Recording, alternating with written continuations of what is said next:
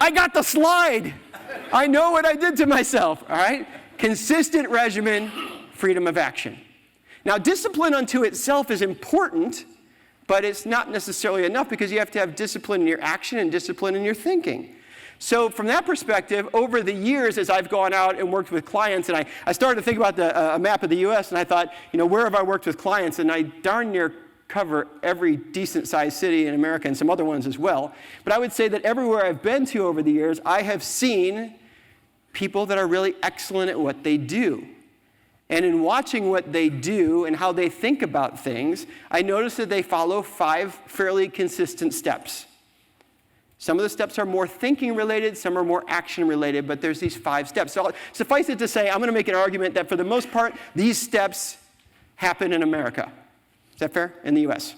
And many of you probably apply some of these steps. I've had a chance over the years to work in Central America. I've seen the steps there. I've seen them in Canada. I've seen them in Europe. I've seen them firsthand when I've been over in China, down in Malaysia and Vietnam. I've seen it at lots of different places. And it's regardless of industry. It's regardless of age. It's regardless of geography. There's just 5 things that we tend to do really well if we're excellent performers. And really being interested in that, I started to study what do excellent performers do. The first thing they do is they get clear on their purpose. That's what that question's about. Why are we here? What are we trying to do?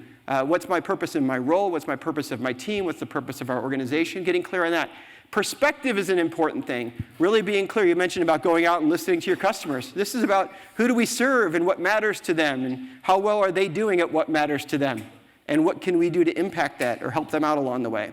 And then things about priorities. We can't tackle everything, right? We have to figure out what we're actually going to go after right now. What are our goals? What's our plan or plans to make those things happen?